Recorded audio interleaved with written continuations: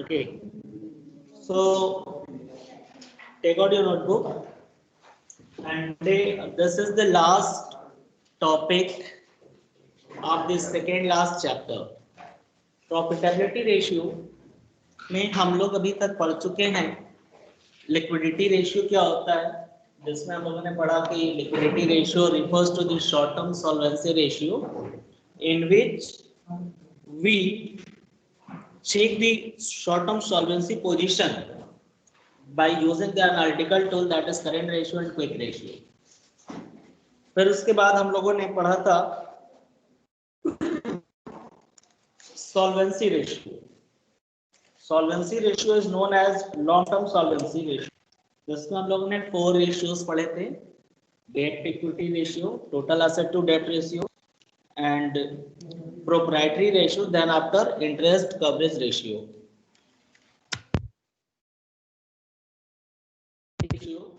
That is also known as performance ratio or efficiency ratio, in which we had studied about inventory turnover ratio, then after trade receivable turnover ratio, then after trade payable and working capital. Yesterday so many questions I had solved, and I have told you all people to solve on the basis of formula only. Working capital ratio, it is very simple. Working capital का formula क्या होता है आप लोग को पता है, current asset minus current liability. तो आज हम लोग स्टार्ट करेंगे प्रॉफिटेबिलिटी रेशियो। तो सबसे पहले प्रॉफिटेबिलिटी रेशियो में जितने भी फॉर्मूलाज है वो हम लोग लिख लेते हैं, फिर सॉल्व करेंगे, ठीक है। Date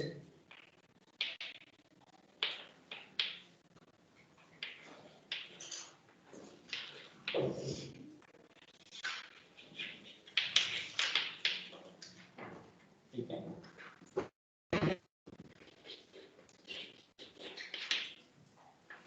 profitability ratio.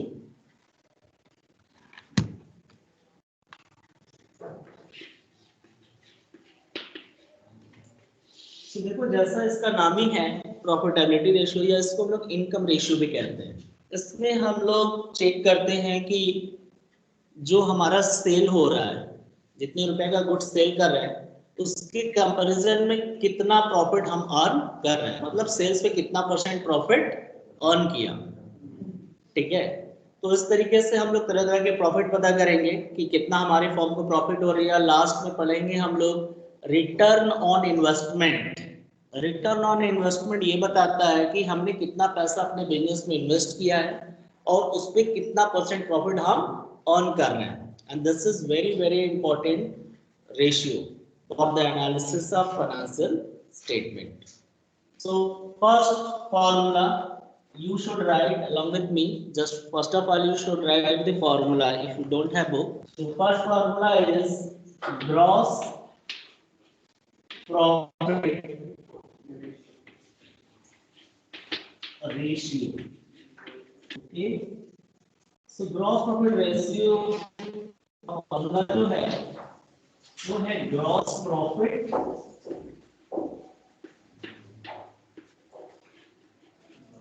upon revenue from operation. Revenue from operation और into 100। so इसका जो भी आंसर आएगा वो परसेंटेज में आएगा, rate of percent. Means this ratio will shows the relation between gross profit and revenue from operation, कि how much percent we are earning the profit. Okay, so this is very very simple, and but point आप लोग एक ध्यान रखेंगे, here revenue from operation means net revenue from operation. Okay, so कैसे आता है, revenue from operation minus revenue from operation rate,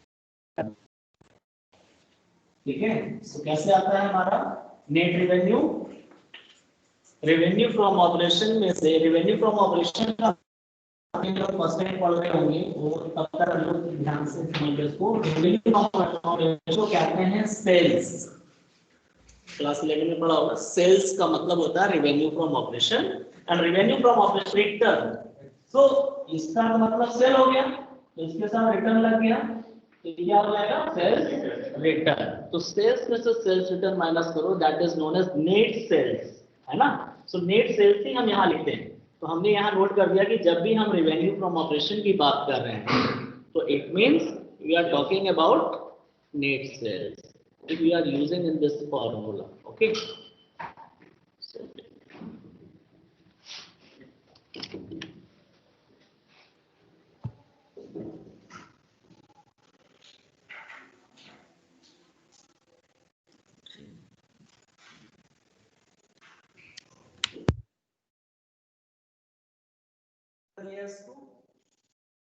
देखो revenue from operation तो क्लियर है आप लोगों को, लास्ट क्लास में ही हम लोगों ने पढ़ लिया है।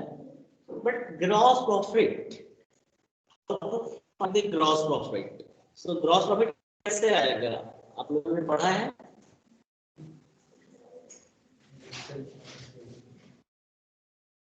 Sales minus cost of sales is equal to gross profit।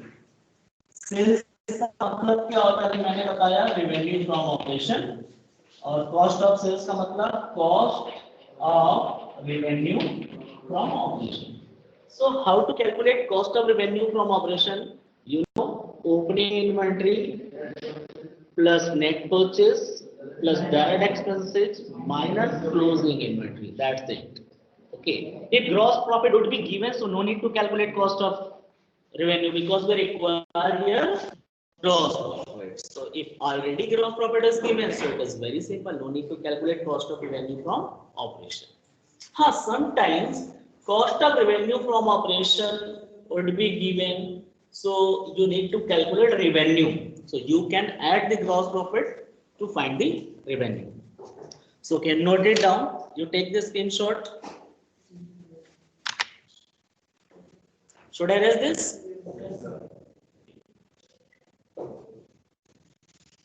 Second formula I am writing here.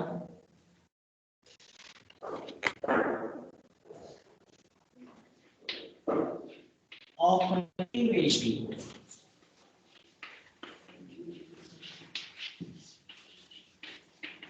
Operating ratio. So operating ratio का फॉर्मूला जो होता है इसे हम कहते हैं, यूज करते हैं cost of revenue from operation plus operating expenses minus operating income upon revenue from operation into 100। तो इसका भी जो आएगा आंसर वो किसमें आएगा, परसेंटेज में। यहाँ पर ई का मतलब ऑपरेटिंग एक्सपेंसेस,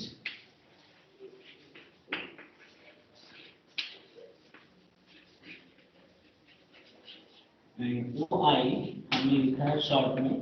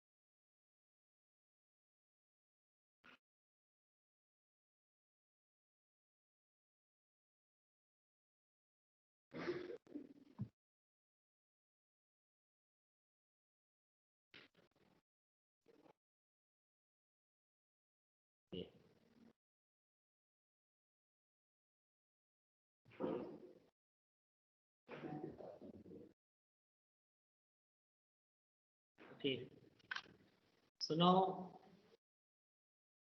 उत्पन्ना।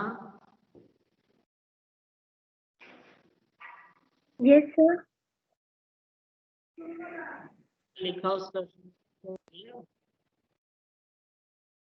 सर अभी स्क्रीन नहीं दिख रहा होगा, मैं भी शो कर रहा हूँ। नो सर, स्क्रीन नहीं दिख रहा अभी।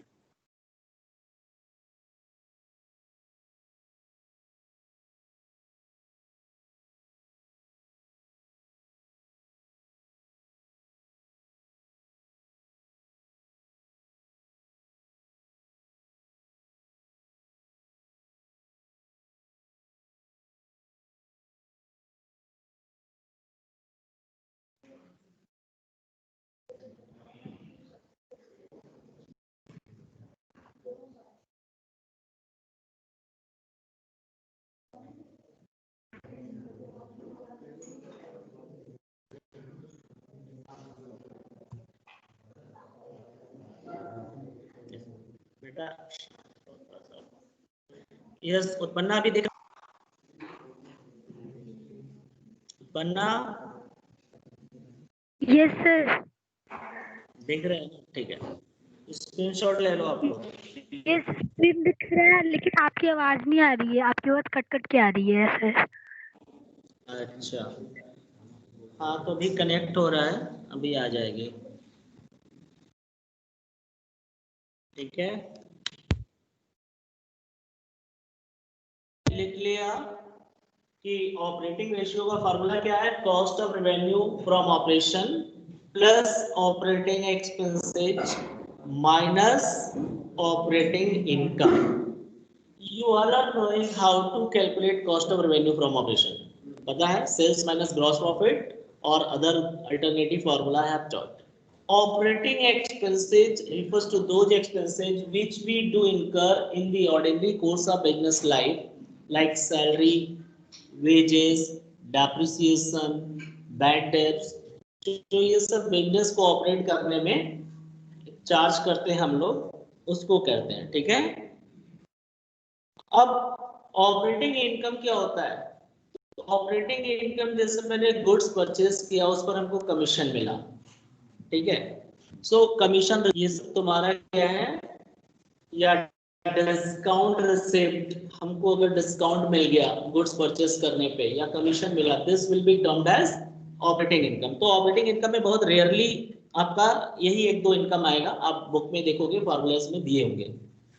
ठीक है, और ऑपरेटिंग एक्सपेंसेस में बहुत सारे हैं, वो भी दिया होगा। जो ये ध्यान रखना है आप लोगों को कि we do not include the non operating expenses like interest paid on debentures और interest on long term borrowing, या हम लोग जैसे लॉस बाय फायर, ये सब क्या है? एबनॉर्मल है। ये हमारे ऑर्डिनरी कोर्स का जो एक्सपेंसेस है, ordinary course of business life का एक्सपेंसेस नहीं माना जाता, ये अदर एक्सपेंसेस में आएगा।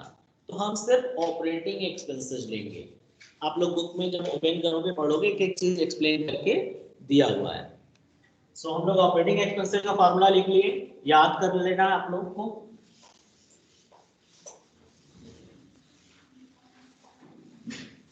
अब तीसरा फार्मूला जो है वो है ऑपरेटिंग प्रॉफिट।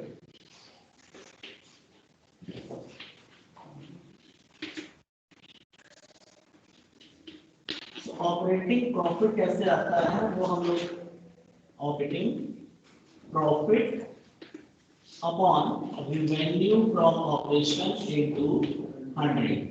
तो जब भी इनटू 100 होता है, इट मींस कि कैलकुलेशन करने पे जो भी आंसर आएगा वो परसेंटेज में होगा। सो देखो ऑपरेटिंग प्रॉफिट क्या होता है। तो तीन प्रकार का प्रॉफिट था फाइनेंशियल स्टेटमेंट में।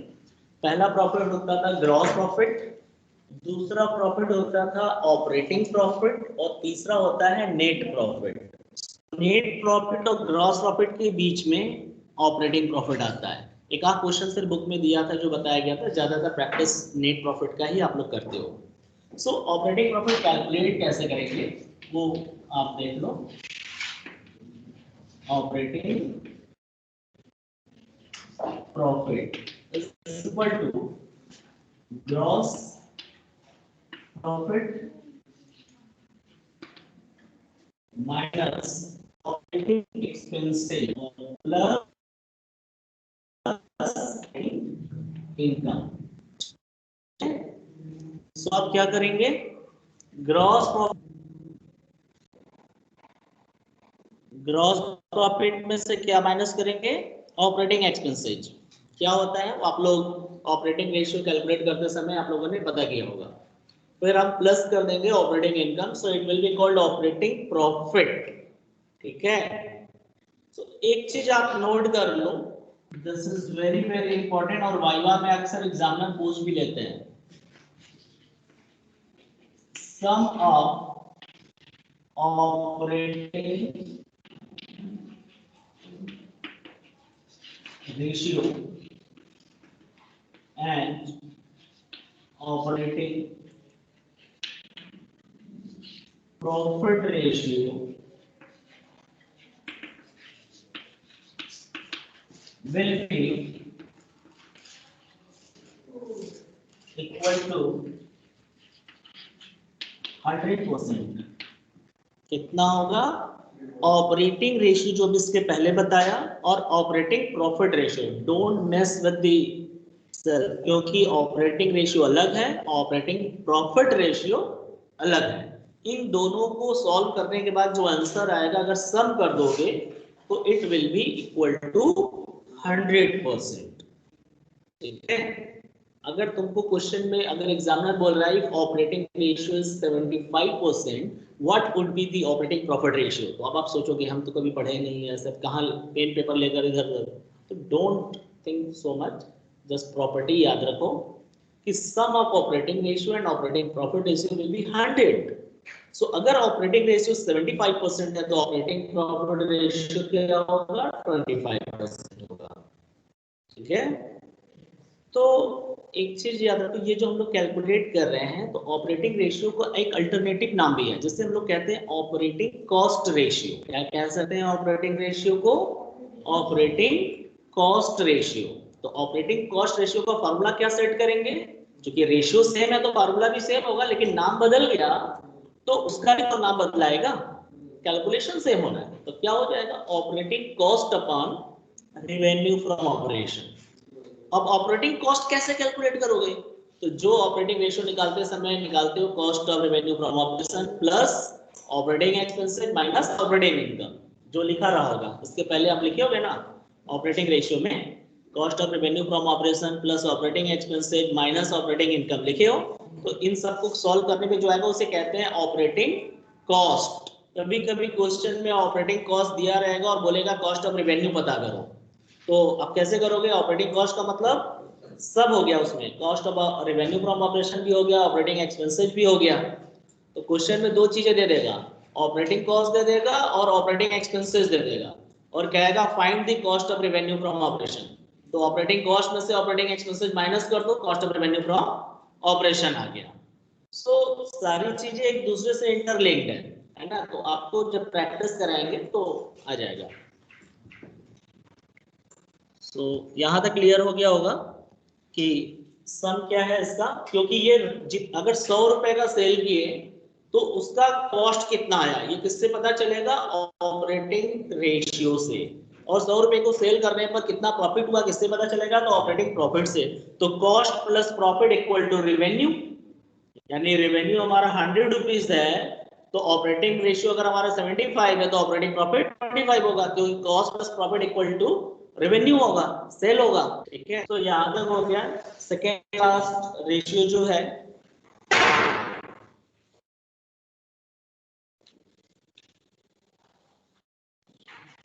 नेट प्रॉफिट,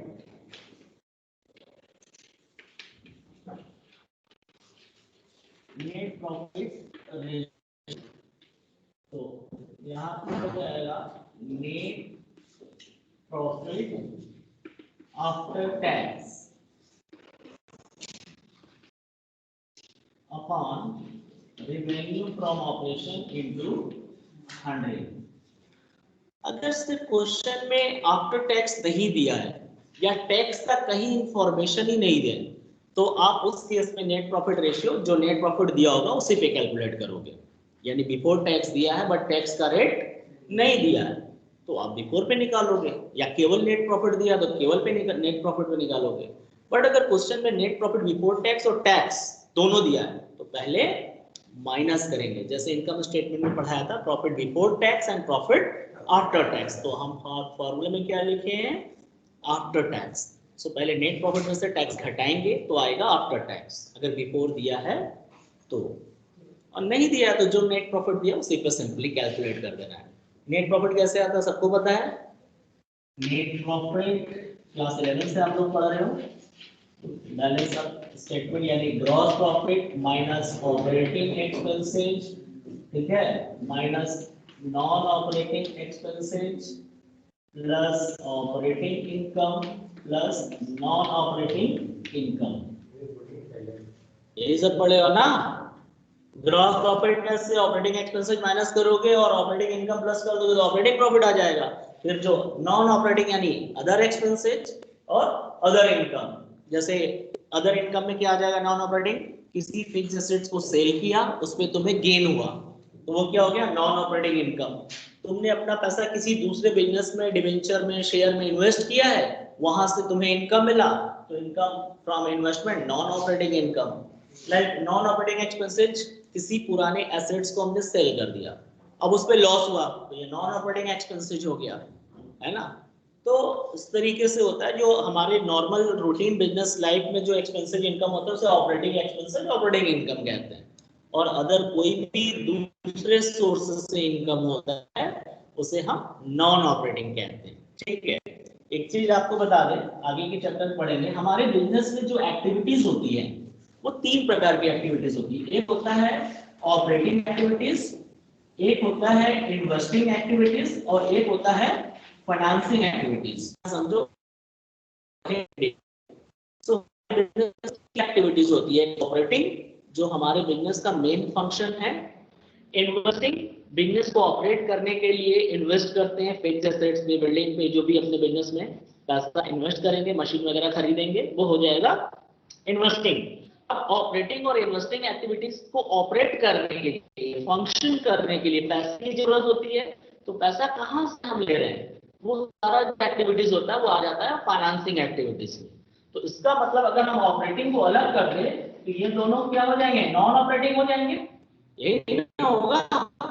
तो यहाँ पर ऑपरेटिंग जो हो गया और नॉन ऑपरेटिंग का मतलब कि ऑपरेटिंग को छोड़कर किसी भी एक्टिविटीज से रिलेटेड इनकम एक्सपेंसेस है वो नॉन ऑपरेटिंग एक्सपेंसेस और नॉन ऑपरेटिंग इनकम में आएगा, ठीक है। सो ये इन्वेस्टमेंट एक्टिविटीज, फाइनेंसिंग एक्टिविटीज और ये ऑपरेटिंग, तो ऑपरेटिंग अलग कर दो तो बाकी सब क्या हो गया, नॉन ऑपरेटिंग हो गया। सो इसीलिए हम उसको वहां पर नॉन ऑपरेटिंग रखें, क्योंकि अलग अलग फाइनेंसिंग इन्वेस्टिंग लिखने का कोई मतलब नहीं है अभी। सो आप लोगों ने लिख लिया प्रॉफिट निकालने का तरीका, क्लास 11 में जैसे पढ़े ना, एक साइड लिखते हो opening stock plus purchase plus direct expenses, इधर लिखते हो नेट सेल्स और ग्रॉस क्लोजिंग स्टॉक, तो आता है difference gross profit. Gross profit transfer करते हो, फिर सारा एक्सपेंसेस इधर दिखा देते हो, ऑपरेटिंग नॉन ऑपरेटिंग सब, और इधर इनकम दिखा देते हो क्रेडिट साइड में ऑपरेटिंग नॉन ऑपरेटिंग सारा, तो जो लास्ट में आता है वो नेट प्रॉफिट आता है। तो वही नेट प्रॉफिट ही हमको यहाँ पर लेना है। सो नेट प्रॉफिट दो होता है, नेट प्रॉफिट बिफोर टैक्स और नेट प्रॉफिट आफ्टर टैक्स। सो हमें आफ्टर टैक्स लेना है अगर टैक्स दिया है तो। चलते हैं हम लोग, यहां तक हो गया। लास्ट टॉपिक है return on investment. Return on investment के कई नाम हैं, जैसे रिटर्न ऑन कैपिटल एम्प्लॉयड। यहां इन्वेस्टमेंट का मतलब क्या समझते हो, ध्यान समझो। इन्वेस्टमेंट दो तरीके का होता है, एक वो इन्वेस्टमेंट जो बिजनेस का पैसा अपने बिजनेस में इन्वेस्ट ना करके किसी दूसरे कंपनी में हमने इन्वेस्ट कर दिया, लाइक शेयर खरीद लिया, डिबेंचर खरीद लिया, रियल एस्टेट में इन्वेस्ट कर दिया। हमारे बिजनेस में पैसा है और देख रहे हैं कि इसका कोई यूज नहीं है, तो कहीं ऐसी जगह इन्वेस्ट कर दिया जहां से हमको इनकम मिलता रहे, तो वो इन्वेस्टमेंट की बात हम लोग नहीं कर रहे हैं। हम लोग कौन से इन्वेस्टमेंट की बात कर रहे हैं, जो हम अपने खुद के बिजनेस में कितना पैसा इन्वेस्ट किए हैं, जिससे हम लोग कैपिटल एम्प्लॉयड कहते हैं। मान लो तुम्हारा बिजनेस चलाने के लिए 50 लाख रुपए की रिक्वायरमेंट है, ठीक है, 50 लाख रुपए की जरूरत है और तुम्हारे पास सिर्फ 30 लाख रुपए है अपना ओनर का पैसा, तो 20 लाख हम क्या करेंगे, किसी बैंक या किसी फाइनेंशियल इंस्टीट्यूशन या डिवेंचर वगैरह फंड बोरो करेंगे, तो ये क्या हो जाएगा, बोरोड फंड। सो कुल अपने बिजनेस में हमने कितना इन्वेस्ट किया, 50 लाख, जिसमें से 30 लाख इक्विटी का हो गया, 20 बोरोड का हो गया। ठीक है, तो बोरोड में हमने किसको लिया, शॉर्ट टर्म को लिया या लॉन्ग टर्म को, लॉन्ग टर्म को, क्योंकि शॉर्ट टर्म को कैपिटल एम्प्लॉयड में नहीं रखेंगे। क्यों नहीं, क्योंकि ये तो ट्रेडिंग इन्वेस्टमेंट, मतलब ट्रेडिंग जो ट्रेड पेबल वगैरह होता है, गुड्स उधार खरीदा बेचा, ये सब करेंट एसेट करेंट लायबिलिटीज का रिलेटेड हो गया। बट हम बिजनेस स्टार्ट करने के लिए जो पैसा लगाए हैं, क्योंकि ये तो करेंट वाला तो बाद में आता है, बिजनेस चालू होने के बाद होता है कि हम किसी को उधार बेचे, किसी से उधार खरीदे, पहले तो बिजनेस चलाने के लिए हमें चाहिए ना पैसा। तो कोई भी ऐसा लोन जो एक साल से ज्यादा टाइम के लिए लिया गया वो नॉन करेंट होता है। ठीक है, तो रिटर्न ऑन इन्वेस्टमेंट, इन्वेस्टमेंट का मतलब रिटर्न ऑन कैपिटल एम्प्लॉयमेंट, इसे यील्ड ऑन कैपिटल रेशियो भी कहते हैं। यील्ड यानी YIELD, yield means production, earning. ठीक है, तो अलग अलग नाम से कहते हैं, तो मेनली रिटर्न ऑन इन्वेस्टमेंट पूछा जाएगा या रिटर्न ऑन कैपिटल एम्प्लॉयड। बाकी अल्टरनेटिव नेम आप बुक से जितना पढ़ोगे उतना ज्यादा गेन करोगे। तो इसका फॉर्मूला है प्रॉफिट बिफोर, देखो इसमें याद रखो, कंफ्यूज हो जाता है स्टूडेंट के बिफोर लिखें कि आफ्टर लिखें, क्योंकि नेट प्रॉफिट में अक्सर कंफ्यूजन होता है, इसीलिए मैंने पहले ही लिख दिया आफ्टर, ताकि खाली कितने लोग नेट प्रॉफिट लिख देते हैं अपन रिटर्न और रेवेन्यू फ्रॉम ऑपरेशन, तो अब बाद में क्वेश्चन में दे दिया बिफोर आफ्टर सब, तो परेशान होंगे कौन सा लें, इसलिए याद रखो आफ्टर। लेकिन यहाँ पर profit before interest tax and dividend, जो ICR में लेते थे, याद है आप लोगों को, वही चीज है यहाँ, इंटरेस्ट कवरेज रेशियो वाला आइटम है यहाँ। अब कैपिटल एम्प्लॉयड या इन्वेस्टेड, कैपिटल एम्प्लॉयड या इन्वेस्टेड और इनटू 100, इससे हमें पता चलता है कि हम जो पैसा बिजनेस में इन्वेस्ट किए उसको कितना % प्रॉफिट अर्न कर रहे हैं। इसी से हमें बिजनेस एनालिसिस का पता चलता है कि हमारी प्रॉफिट परसेंटेज अच्छा है तब तो हम बिजनेस कंटिन्यू करें, नहीं अच्छा है तो झूठ मूठ का माथा बची क्यों करेंगे इसमें। अगर मान लो हम यहाँ 10% अर्न कर रहे हैं, 10% इतना 3-5 करके करना है, कोई मतलब नहीं, इससे अच्छा कहीं बैंक में या कहीं ऐसी जगह इन्वेस्टमेंट कर दो, वहां से अच्छा खासा मिल जाएगा। यानी कि अगर हमारी इनकम 50-60% आ रही है कम से कम तब तो ठीक है, नहीं तो फिर करने का क्या मतलब है, कहीं इन्वेस्ट कर दे इधर उधर, तो वो अलग चीज है। तो इससे हम लोग यही पता करते हैं, this is what the analytical tools. केवल बैलेंस शीट बना लेना इज नॉट सफिशिएंट, ये तो वही हो गया कि एग्जाम हुआ और एग्जाम दे दिया, रिजल्ट निकल गया, बस हो गया खत्म, तो ये तो कोरम पूरा हो गया, फॉर्मेलिटीज। बट आप देखो कि पहले से ग्रो कर रहे हो, कितना परसेंटेज किसमें आया, ये मायने रखता है ना। तो लोग पूछते हैं ना पास तो हो गए, परसेंटेज कितना है, बात आता है ना इंटरप्रिटेशन, कौन सा रहेगा इसमें कितना पाए, तब एक एक चीज है ना, बात में हम लोग एक्सक्यूज बनाते हैं कि अरे हम तो ये वाला लिखे थे, ये वाला छूट गया था, ये ऐसा हो गया, ऐसा हो गया, तो ठीक तो हो। अब क्वेश्चन होता है कि कैपिटल एम्प्लॉयड फाइंड कैसे करोगे, तो एक लाइन में मैंने कॉन्सेप्ट दिया, बिजनेस स्टार्ट करने के लिए टोटल कितना पैसा हमें रिक्वायरमेंट था, 50 लाख, 30 लाख अपना लगाया, 20 लाख उधार लगाया, यानी कि बिजनेस स्टार्ट करने के लिए टोटल जो कैपिटल रिक्वायर्ड होती है और जो हम उसमें इन्वेस्ट करते हैं बिजनेस में, वही हमारा कैपिटल एम्प्लॉयड होता है, यानी शॉर्ट टर्म को कंसिडर नहीं करते, है ना। तो इसका फॉर्मूला मैं बता देता हूँ, कहीं एक एसेट अप्रोच है और एक लायबिलिटी अप्रोच है, ठीक है। तो एसेट अप्रोच में कैपिटल एम्प्लॉयड का फॉर्मूला है, क्लास 11 इसी में भी अभी पढ़े हो आप लोग, पार्टनरशिप में भी कैपिटल एम्प्लॉयड जब आप लोग को सुपर प्रॉफिट फाइंड करना होता है ना, तो वही चीज है। आप देखो यहाँ पे एक होता है total assets minus current liability.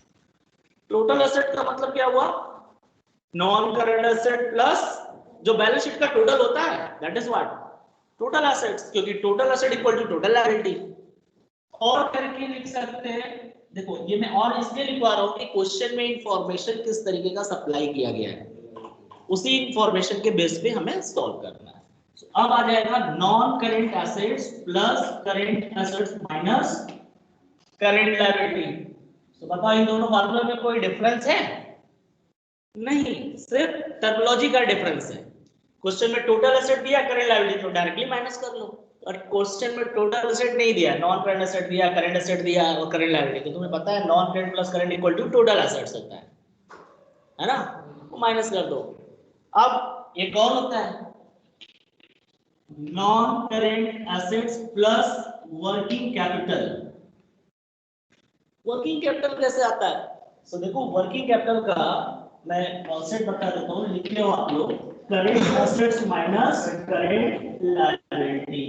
तो आप वही चीज हुआ ना, current asset plus current liability. So question किस तरीके से आपको सप्लाई किया गया है, हो सकता है एक ही रेशियो का इंफॉर्मेशन दिया हो, उसमें कई चीजें पूछी जा रही हो, ठीक है, उसमें बहुत सारी चीजें पूछी जाती हैं, तो कुछ कुछ पार्ट ऐसा रहता है कि उससे हमें लिंक करके वो फाइंड करना होगा।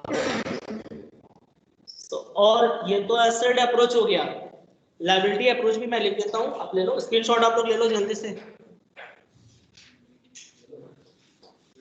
आज लोगों को फार्मूला मैंने सिर्फ रटवाया आप लोगों को, मतलब लिखवाया, आप लोग इसे लर्न कर लोगे, कल से प्रैक्टिस करने में अच्छा लगेगा। फिर उसके बाद cash flow is very very important, याद रखेंगे। दूसरा है कैपिटल एम्प्लॉयड का share holders fund plus non current liability. क्या है कैपिटल एम्प्लॉयड का? Share holders fund plus non current liability. Current liability include नहीं है, क्यों? क्योंकि total liability equal to total asset होता है, और टोटल एसेट में से करेंट लायबिलिटी माइनस करते हैं, इसलिए हमने क्या किया कि करेंट लायबिलिटी को यूज ही नहीं किया, सिर्फ शेयर होल्डर फंड ले लिया और non current liability. Balance sheet में तीन ही आइटम होते हैं ना, या इसको ऐसे कह सकते हैं total liabilities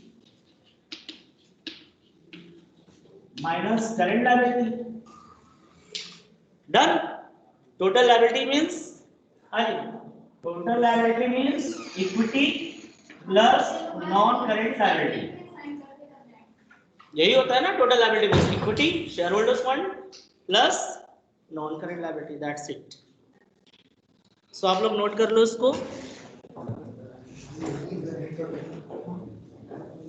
okay students, bye bye.